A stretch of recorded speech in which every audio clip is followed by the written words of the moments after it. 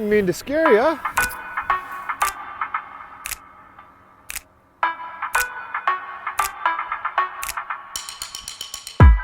Hello everybody and welcome to the Drifter Network.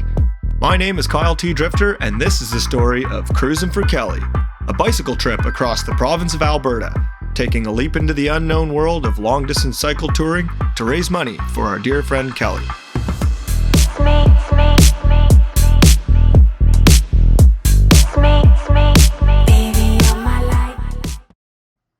Part 1. Training and planning the route. So, by now you might be wondering, why the hockey gear? Well, that's because the original plan for the Cruisin4Kelly trip was to do it all on rollerblades. I had been doing lots of training in the spring to rehab my MCL injury from the past winter ski season. And day by day, my leg got stronger, and I realized that I could rollerblade a very long distance, sometimes over 100 kilometers in one session. That's what's up, folks.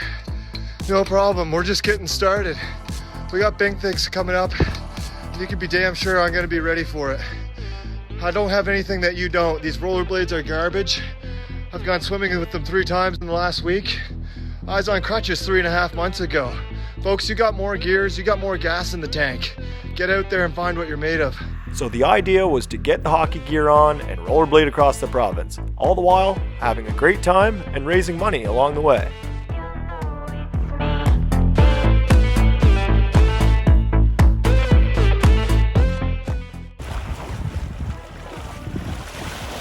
Woo! Hey folks, I'm Kyle T. Drifter, and I'm going to rollerblade across Alberta this summer. We're raising money for cancer, and I hope you can support the cause, donate, and just get behind it. We're just gonna have fun, and that's what being Canadian's all about. We got the hockey gear, we got the blades, we're gonna have a great time. Tune in!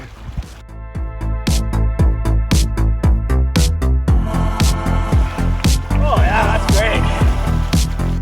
At this point, everything was lining up. Cruisin4Kelly was gaining traction, and I had a live interview on CBC Radio Calgary. My desperately needed wheels and bearings had finally arrived in the mail, and I was in the best shape of my life despite being on crutches several months ago. But, as we all know, things in life can change very quickly. So in conclusion, yeah, I was definitely a little bit bummed when I felt this injury come on. Definitely kind of scares you a bit, but I think I caught it early. I took it easy, been behaving myself, not trying to push it too much lately. And yeah, all good, we're going to get this thing done. We had planned to do this trip in July, and initially I thought my Achilles injury would go away with a little bit of rest and time off the blades. But as the days turned into weeks, time was running out, and I was worried about failing the mission before it even started. So we made a plan to salvage the trip with my old trusty bicycle. Well, truth is, folks, something about rollerblading just doesn't feel good on that Achilles. And instantly I can feel that pain coming back. So we're going to be doing it on a bicycle now. So a little bit different, but we're still going across Alberta. Evan's still driving. That's what's going on, and we're going to have a great time doing it on a bike just the same. Stay tuned. With the new plan in place, it was time to scout the route and get a first look at the road conditions, distances between towns, and potential spots to park the support vehicle overnight. So, I left Calgary and headed to the Saskatchewan border on my KTM motorcycle, loaded with just enough gear to rough it out somewhere along the route for one night. I really wasn't sure what to expect on this scouting trip, but I was stoked to find a dirt bike track on a little side road off the main route. When in Rome, test out the track.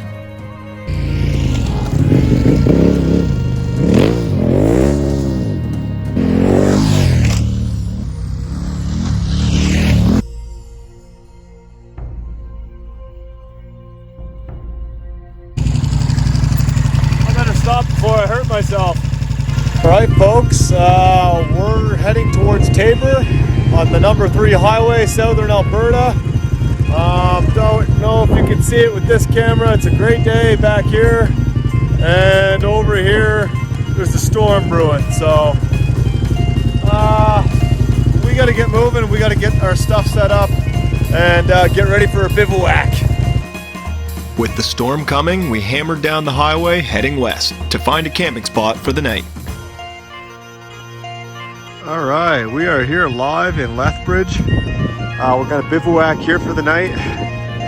Look at that train bridge. We just kind of stumbled across this and the sun's setting. It's absolutely gorgeous. Yeah, what a day. All right, drifters, we're here in a park in Lethbridge, Alberta. We're gonna bivouac. This is a coal mining exhibit. So we've pushed the bike in here. The gates close at 10:30. We got this epic train bridge here. So, yeah, I'm really happy with it. 4:19 in the morning. We got a vehicle coming across the bridge. Possibly the Brothers of the Rail, but it sounds pretty light. I don't know. Well, folks, we've climbed up in this bridge because, well, why not? Nice views. And, I don't know, it just kind of felt like climbing. There's my bivouac spot. I can see my house from here. Man, what a mystery, you know? You can get 8 hours of sleep in your own comfy bed and hit the snooze 3 or 4 times. But as soon as those Brothers of the Rail come across and you're in a bivouac, you get out of bed real quick. And now we've climbed a railroad bridge. Hopefully another one comes. It might be kind of cool. It might be like a back massage. That coal mining exhibit was one of the coolest bivouac spots a drifter could ask for. But it was time to head west again for a final day of scouting the route. The final day of this scouting trip saw beautiful weather conditions all the way to the finish line in Sparwood, BC. Here we are, folks. We're in Sparwood, BC. This is the Miners' Memorial and the largest truck in the world. This is the proposed end of, not proposed, this is going to be the end of the rollerblade trip. Yeah, what a beautiful spot. Nice memorial, cool truck. I think it's a good spot to end it. Part 2. The journey begins. September 4th, 2020.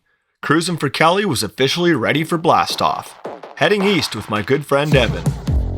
Evan volunteered to drive the support vehicle for this trip, and although he's not front and center in front of the camera too often, his role in this journey was crucial, and the trip would not have happened without him.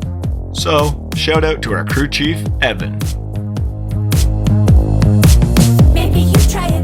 Without further ado, we take you to the Alberta-Saskatchewan border, where the adventure begins. Oh, bonjour, hola, g'day. We are ready for the Cruisin4Kelly. We are here at the Alberta border, currently in Saskatchewan. We're going to walk some kilometers tonight, see how we feel, just get the ball rolling. A little bit late getting here, but it's going to be a fun journey, and we hope to be in BC in a couple of days, so tune into the adventure. It starts now.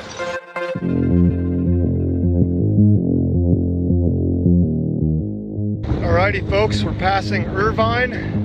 It's the first major town, if you want to call it that, home of the Prairie Memories Museum. We're feeling pretty good. Conditions are prime. No wind. It's about 20-something degrees. Great night for a bike ride. Since we had worked all day, we had originally planned to start the next morning.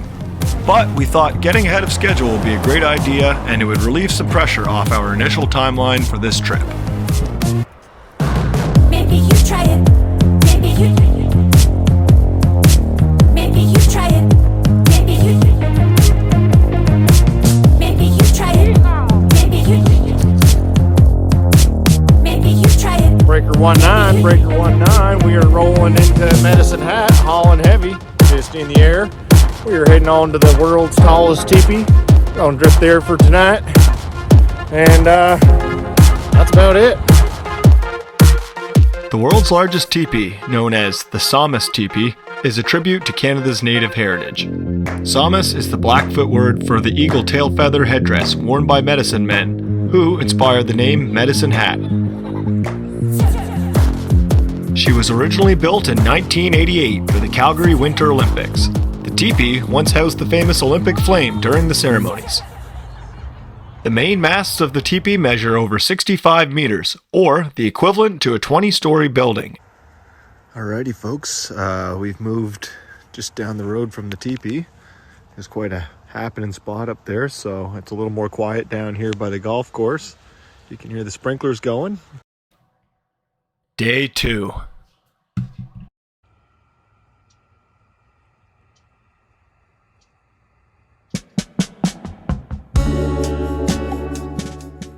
Good morning, folks. We're here live in Medicine Hat, here in the Tim Hortons parking lot. Just getting everything packed up here, and we're gonna get on the road here soon. I'll show you what we got in the pack. So I've just filled up my bladder. That's 3 liters there. Got a little snack baggie, a few road snacks. Got my repair baggie, a couple tubes, a couple tools, and we'll stick the pump in there. I got this as the premix for like this recovery kind of performance enhancing substances, and some promotional products. So that's what I got in the back today.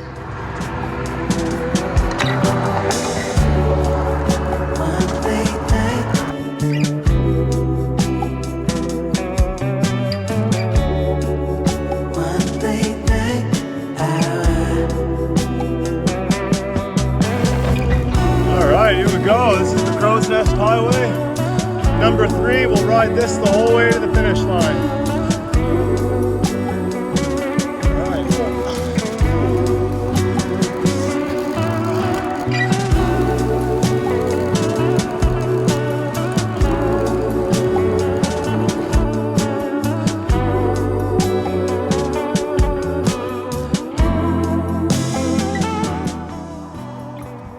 Well, folks, we're out of the city of Medicine Hat now.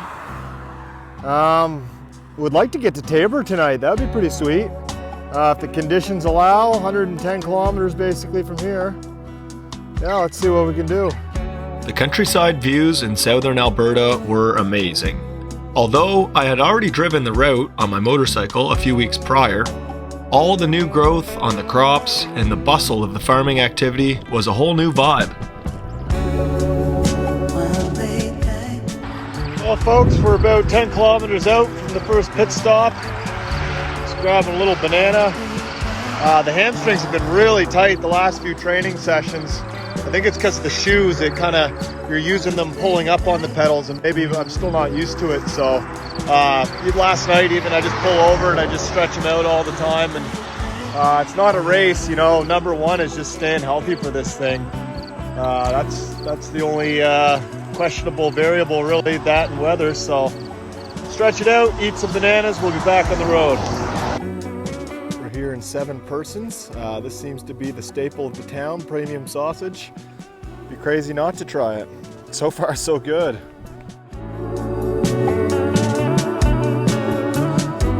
One of the best parts of cycle touring is being able to have uninterrupted panoramic views with all the sounds, smells, and the side of the road treasures that you would certainly miss out on if you were traveling by motor vehicle. When you're a slow-moving, self-propelled vehicle, you may not break any speed records, but you will certainly have time to pull over and have a chat with the locals.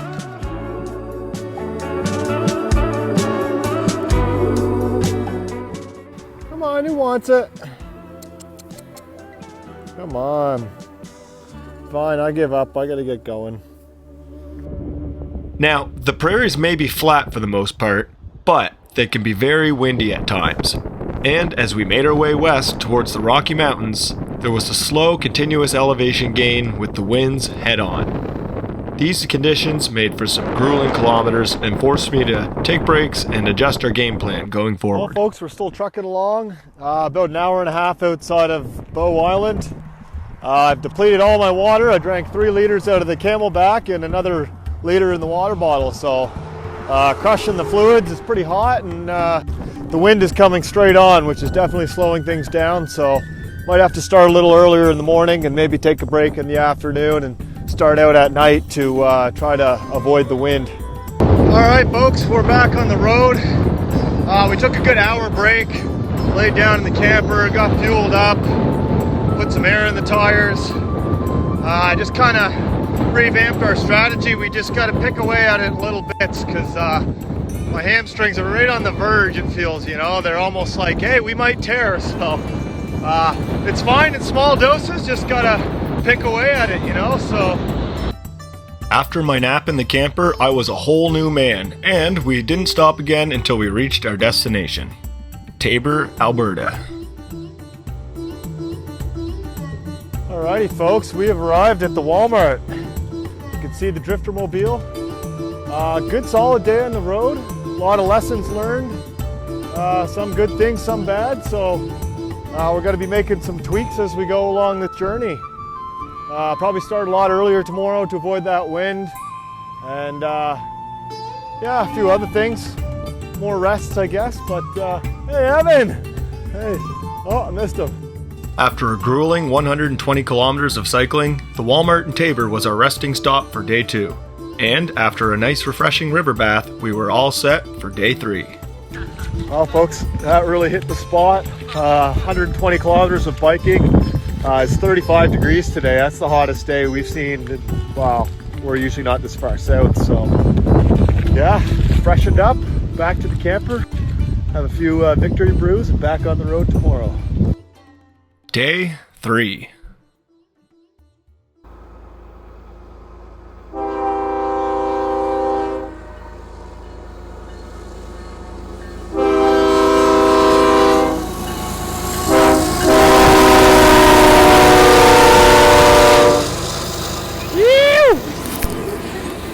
Good morning folks, we are cruising through Taber, Alberta. The old Taber corn capital. Never heard of it. But she's a bit chilly this morning. Kind of wishing I would have wore some gloves or something, but once I get fired up it'll be good to go. No wind, so that's worth getting up for. Actually the train drove by at like 4:30 in the morning with the horn wide open going through town. So Evan and I was like, you jump up in the bunk, I'll cook breakfast and get on the road, might as well. So thanks to the Brothers of the Rail for waking us up this morning and getting us on the road. That's what I'm talking about, hauling heavy. Woo! Day 3 was great. I hit the road extra early to avoid the wind. Farmers were going hard at the harvesting, which leads me to the biggest mountain of sugar beets I've ever seen. All right, folks, we are here live on the Drift Network, logging some Ks this morning. I couldn't tell what this pile was. I drove by, I was like, okay, kind of looks like potatoes. And then I was like, no, maybe it's rocks. And I thought, why is there a big pile of rocks out in the prairies? But I believe it's turnips. Just massive turnips, like, holy jeez, like, seriously, as big as my head. But yeah, I don't know. Not really any kind of agricultural expert, but it's quite the mountain. It's pretty impressive. You know, folks, when you're traveling, whether it be bicycle, you're in your car, whatever, you got to take the time to enjoy it. You know, like sometimes, myself included, I've driven across Canada and I'm just focused on getting out to the west, you know, 5 days, and I just give her, but you miss half the fun stuff, you know? This is a 10-minute detour, but how often are you going to get to see a big mountain of turnips up close? And, you know, it's the same with everything, folks. Once you slow things down and take a few minutes here and there, it's good to enjoy the journey.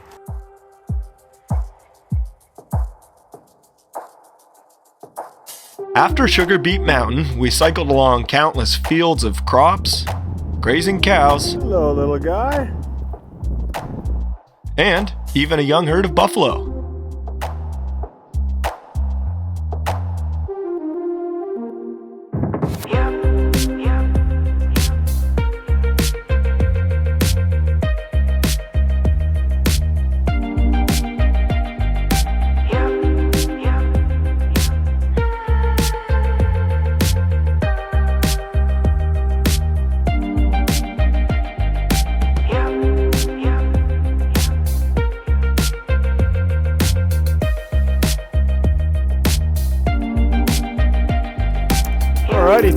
Welcome to Lethbridge, Alberta.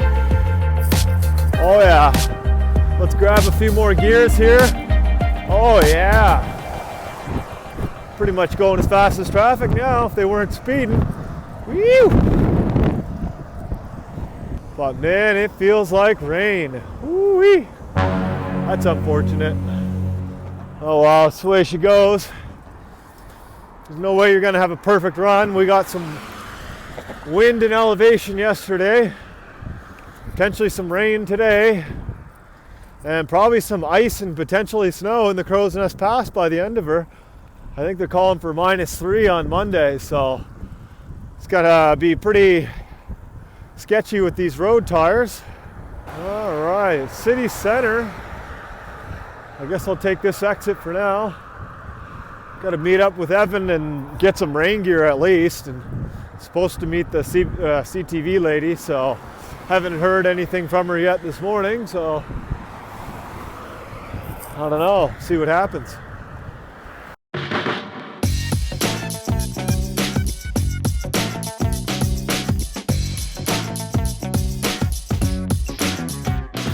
Upon arrival to Lethbridge, it was time to do our first news interview of the road trip.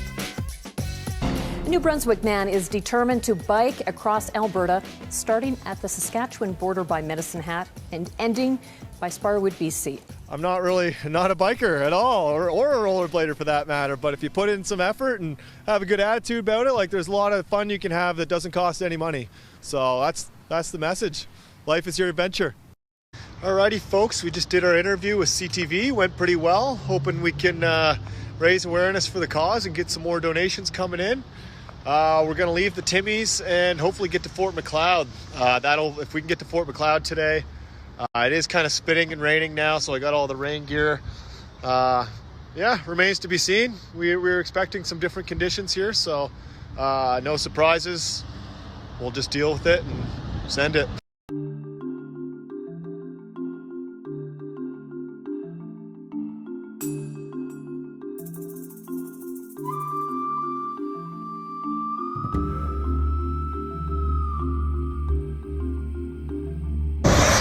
Folks, conditions have certainly taken a turn for the worst, but we kind of expected it. I mean, we're not going to make it all the way across Alberta without a run of some kind of weather.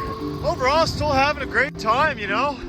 It's very peaceful. It's kind of like meditation. Just pedal, pedal, pedal, pedal, listen to the audiobook. You know, everywhere it's got some wacky names, but this is one of my favorites. Head smashed in Buffalo Jump. That's all one word. I'm assuming where they used to run buffalo off a cliff and smash their heads in, but hey, we're getting towards the Crow's Nest Pass, so that's where it's going to be gut check time. After biking 110 kilometers, we drove back to Lethbridge, where we would crash in the casino parking lot for the night. Well, folks, this is the first drifting in a casino parking lot. It's free camping for patrons of the casino. I'm not going in, but Evan's going in for a little drink, so it gives us permission to be here, I guess.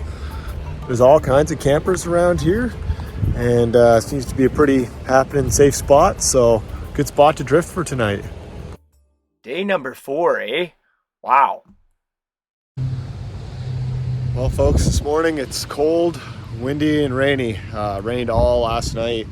This morning we were just kind of waiting for it to stop, slow down at about 8 o'clock, so a little bit later start this morning, but I think it was smart because it's calling for the rain to kind of slow down for the afternoon. Right now I just got all my stuff warming up in the truck, trying to get everything nice and toasty before I put it on. So I got the heater cranked on my shoes, trying to dry them out. This is the only resources we have. Just crank it on full and hope for the best.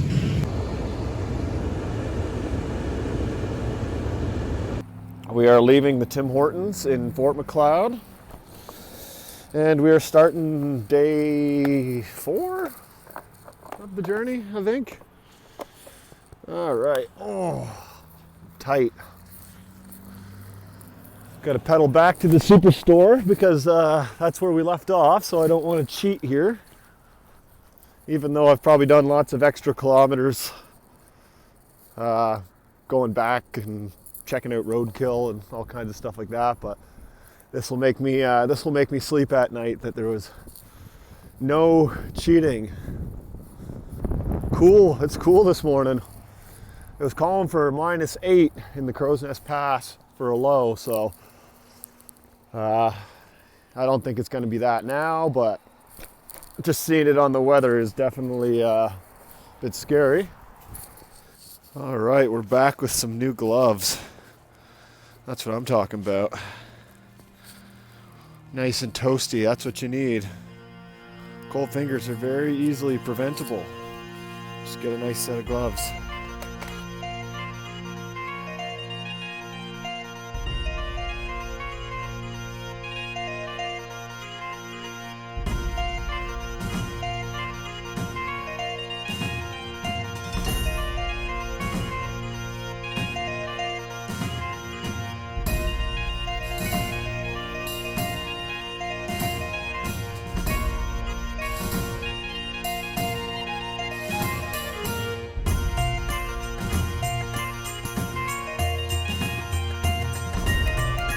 See the snow off in the distance up here. Oh yeah, she's gonna get nasty. Crow's Nest. Hey, there goes the drifter mobile. Perfect timing. Oh, that's classic. Here we got the wind turbines. Some of them aren't running, some of them are.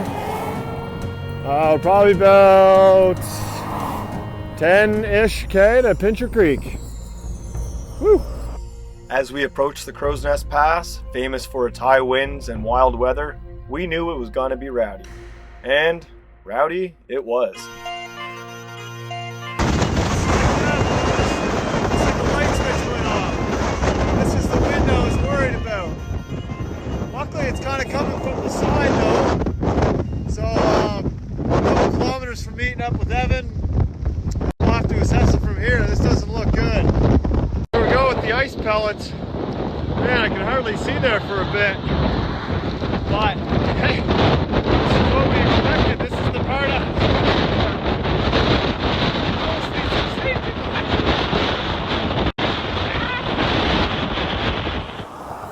After about an hour of that nasty storm weather system, whatever that was, we were back to calmer weather and ready to check out Lumbreck Falls.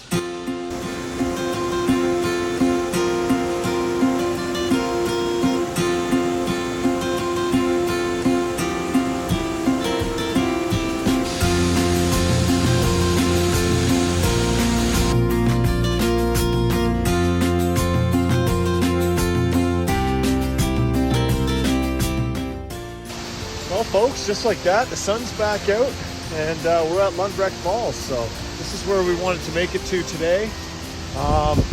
Kind of as a bonus leg, we were thinking about making it to Frank's Slide. So the weather still looks iffy, so we're just going to chill out here, have a break, enjoy the falls, and make a game time decision from there. When the weather's nice, you take what the Crow's Nest Pass will give you and you keep on trucking. So we decided to keep going to Frank's Slide, a town with a very tragic history. Canada's deadliest rock slide happened here in the town of Frank on April 29, 1903. 110 million tons of limestone crashed from the summit of Turtle Mountain and buried part of the sleeping town. The rock mass that fell was 150 meters deep, 425 meters high, and 1 kilometer wide. Most of the roughly 110 individuals who lived in the path of the slide were killed. Day 5, the home stretch. Alrighty folks, last day of Cruisin4Kelly. This is the scene. We drifted on the front street so we could get free Wi-Fi, but we were getting woken up with all the vehicles, so we came out to the Hortons. The mountains are looking great. It's pretty cold out right now. We're definitely gonna wait another hour and a half because there's ice out there, so my bike is not good for ice. So we'll fill up the rig and just chill out, wait for the sun to come up. Last day of Cruisin4Kelly. She's all iced up. We're getting into the mountains and winter is coming. All right, we are heading back to Frank's Slide. We came like one town past it. We stayed in Blairmore. So we're gonna go back to where we left off yesterday, and should be some good mountain views there, and we'll just wait for things to warm up. And also there's a guy who's walking across Canada. He's made it this far from Newfoundland in different legs, and he's walking across Canada for youth mental health. So he's got to start at 8, and so we're hoping to start at the same time as him and have a chat and meet the guy. I didn't get a chance to meet him yet, so that's pretty cool too. Big ups to that guy. Well, folks, this is the big chunk of the mountain that fell across and wiped out the town, as you can see. Rocks everywhere. This is Frank's Slide. Last day of the Cruisin4Kelly. Hopefully. Oh, there we go, clipped in. So pretty soon we're gonna pass the walkers. The guy who's walking across Canada for youth mental health. Him and a police officer. Police officers are doing it too. Woo, man, that's cold.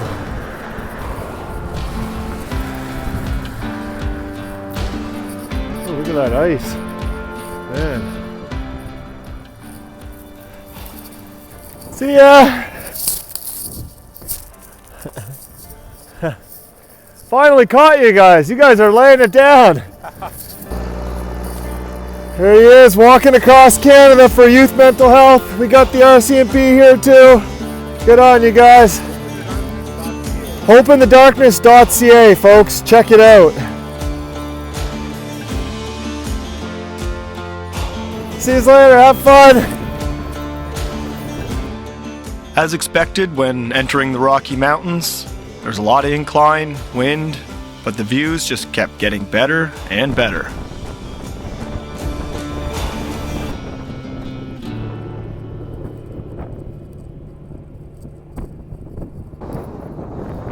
Alright, we're fueled up again. There you go. Had a granola bar, Powerade, put on another layer of socks, so I got 2 layers of socks now. It says -1, but man, with this wind, it feels like -10.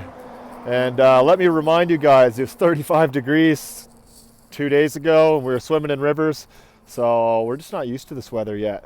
Kind of being babies about it, but that's all right. There's only one way to Sparwood, and that's right into the wind, so time to get after it.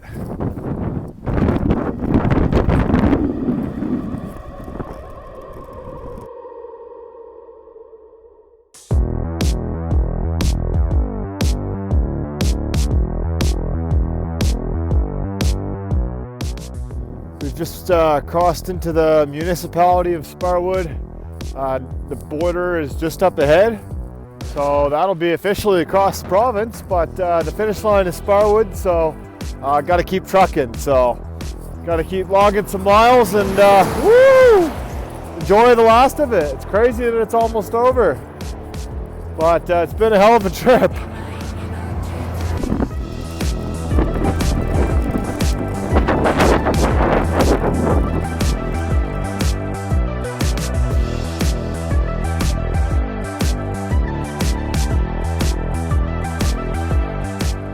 Alrighty folks, as you can see, the sun has come out and it's turning into a beautiful day. The wind has died down for this part anyways. And according to Google, it's all downhill from here. So that remains to be seen. But hey, we set ourselves up. We put some long kilometers in so we could be within striking distance and not have to kill ourselves or be stressed about the weather. So feels good to be here at the border and just be able to enjoy this last little bit, you know. Kind of bittersweet, you know. It's been so much fun, honestly. Challenging, but like just a really good experience. So let's get back on the bike and crush this thing. Woo! All right, folks, we are on the home stretch. Probably 1, maybe 2 kilometers. Nice downhill. Not much for a shoulder of the road, but woo! Wow, gotta have nerves of steel for that. Ooh, this wind is getting nasty, folks. Going right through it. And we got a little mountain goat here. Rest in peace, bud. Woo, windy. Here we go, folks. Beautiful scenery coming into Sparwood. All downhill. This is great. Couldn't ask to finish in a better way. You know, it was a fight this morning and it was cold and windy, but Mother Nature's let up here for us. The elevation is in our favor. At the end of the day, folks, this is what it's all about. Life is your adventure. You don't have to be a professional. I certainly am not. Just a matter about taking a few risks, making it happen. You know, can't be afraid to fail. Just enjoying the peace and quiet on the way back in. I've had the audiobook, the David Goggins audiobook, going non-stop for the last 2.5 days, and it's helped me finish things up. Gave me some fire. Here it is, Sparwood, BC. Nice little town. I really like this place. Once I scoped it out, I was like, yeah, this has got to be the finish line. Giant dump truck, cute little mountain town. Great spot to end things off. There it is, the big green monster. Woo! Yes, sir. Victory lap. Coming into Sparwood. We got the big gates to the city. Woo! Straight up and down my spine. Grew up on the east, I'd like to migrate to the west. Woo. Through the plane across your chest. Hello, Sparwood. All I ever asked to you was love me to the end. Forgot about myself right there, my thumb against the wind. Picked up at the Try not to crash here. carry. That's it, folks. Cruising for Kelly. Successful mission. Raised some money and we made it all the way across Alberta to the world's largest truck. Thank you to everybody who tuned into the journey, donated to the cause. Myself and Kelly especially definitely appreciates your support. It was an awesome mission and we're hoping to keep raising some for the few days after till we come up with the official video and see where we're at there. So thanks again for tuning in, folks. This is Cruisin4Kelly 2.0, Bicycle Across Alberta. I'm Kyle T. Drifter, signing out. Oh, I heard the ocean cry. Mornings on the coast, you know I always love you most. And we all grow to new growth to mountain. Watch love make it all better. I forgot all that to swear. And you held me, and you held me all alone.